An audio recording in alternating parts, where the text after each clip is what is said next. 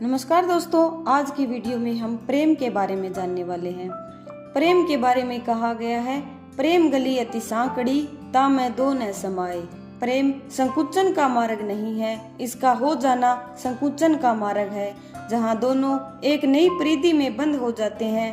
दोनों के व्यक्तित्व भिन्न भिन्न रूप में बने रहते हैं, विकसित होते हैं, किंतु एक नहीं हो सकते। कालांतर में यह भी हो सकता है कि दोनों व्यक्तित्व इतने मुखरित हो उठे कि दोनों में टकराव पैदा हो जाए। दोनों को भले ही आभास होने लगे कि दोनों से बड़ी भूल हुई थी, साथ रहना संभव ही न रहे। दो बनकर साथ रहा भी नहीं जा सकता। दोनों एक दूसरे के पूरक रहें, स्वतंत्र व्यक्तित्व न बने, तभी एक रह सकते हैं। प्रेम आत्मा का विषय है और केवल आत्म कल्याण ही इसका लक्ष्य है, स्वयं का भी और अपने प्रियतम का भी। इसलिए प्रयास करना पड़ता है, विचार करके तय करना पड़ता है कि व्यक्ति इस लायक है भी या नहीं। यह भी आवश्यक नहीं कि हो गया कि अनुभूति हो ही, इसमें समय लगता है। नए परिवेश में पहले स्वयं का व्यक्तित्व निर्माण करना पड़ता है, फिर उसका समर्पण। व्यक्तित्व की अनुभूति न हो तो समर्पण किसका। जब तक प्रेम आत्मा के धरातल को नहीं छूता, उसकी गहराई नहीं आती, समर्पण नहीं आता। विशुद्ध प्रेम अपेक्षा मुक्त रहता है। व्यक्ति स्वयं का चिंतन कभी नहीं करता, प्रिय के उत्थान में जुटा रहता है। अपने प्रयासों के बदले किसी फल की अपेक्षा भी नहीं होती। वह तो अपने आत्म सुख के लिए प्रेम करता है, सोच समझ कर करता है, समर्पण भाव से करता है। न तो अपने प्रयासों की चर्चा करता है और न ही अपने प्रेम की, बस मगन रहता है। इसकी मिठास का आनंद लेता है। उसे इसकी चिंता भी नहीं कि प्रिय को इसका बोध है या नहीं है।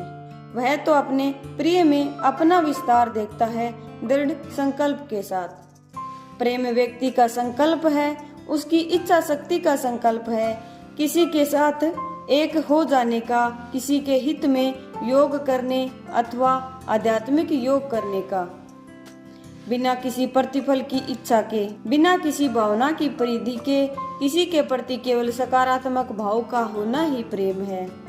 इसमें यदि भावना का जुड़ाव होता है तो और भी श्रेष्ठ कहा जा सकता है। वैसे भावना के बिना भी प्रेम हो सकता है।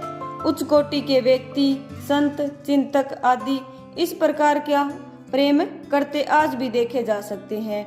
वे जिससे भी प्रेम करते हैं उसका आध्यात्मिक विकास देखना चाहते हैं। भौतिक विकास उनके लिए महत्वपूर्ण नहीं होता, क्योंकि वे प्रतिफल नहीं चाहते। जबकि हम तो ईश्वर से भी प्रेम करते हैं, तो रोज कुछ न कुछ मांगते ही रहते हैं। क्या ईश्वर नहीं जानता कि हमें क्या मिलना चाहिए? जानता है, इसलिए तो ईश्वर कहलाता है। प्रेम व्यक्ति को मूल से जोड़ता है, भावनाओं के साथ भी और भावनाओं के बिना भी। आप जिससे भी प्रेम करते हैं, भूल से भी उसका अहित नहीं कर सकते। आपको अपने प्रेमी में अपनी ही छवि नजर आएगी। एकाकार कर देना ही प्रेम की उपलब्धि है। कृष्ण प्रेम का प्रतीक है, मानवता के लिए आदर्श है। अवतार होकर भी उन्होंने रिश्तों को मर्यादित रूप में पूर्णता के साथ जिया। जिनको भी मिले उसी के हो गए। द्रौपदी, राधा, रुक्मिणी, सुदामा, अर्जुन, भीष्म, सभी के साथ उनके संबंधों को गहराई से पढ़ें तो लगता है कि उनका जन्म ही प्रेम रस में सरोबार करने के लिए हुआ था। प्रेम को शब्दों में कह पाना असंभव है, चाहे वह प्रेमी, पति, संतति तथा अन्य किसी व्यक्ति के प्रति हो। कहने से भाव समाप्त हो जाता है। यदि हम प्रेम की था को प्रकट करने का प्रयास करते हैं तो उस प्रेम भाव में अपूर्णता आ जाती है।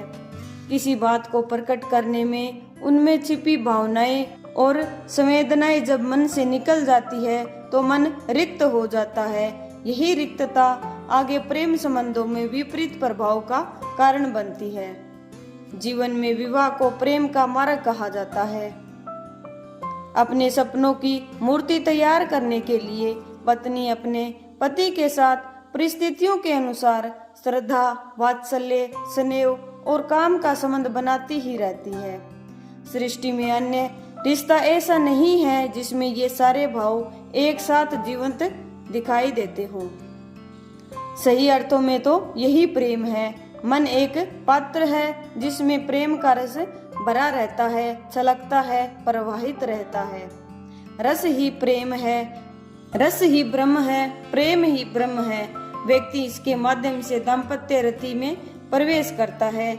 इसमें वात्सल्य, श्रद्धा, स्नेह और प्रेम के स्वरूपों में व्यक्ति का परिचय होता है। व्यक्ति के भावों का इसमें परिपाक होता है। जीवन में रस प्राप्ति का क्रम बनता है। यही रस आगे चलकर भक्ति रूप में देवरति बन जाता है। भक्ति में ही साध्य का प्रकाश और आह्लाद जुड़ते हैं।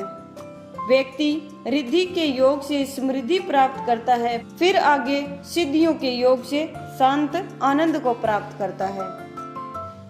आज की वीडियो में हमने प्रेम में जीवन की पूर्णता को जाना। आज की वीडियो आपको कैसी लगी कमेंट करके जरूर बताइए। अगर पसंद आई हो तो वीडियो को लाइक कीजिए और ज्यादा से ज्यादा शेयर कीजिए। मिलते हैं नेक्स्ट वीडियो में ऐसे ही एक इंटरेस्टिंग टॉपिक के साथ।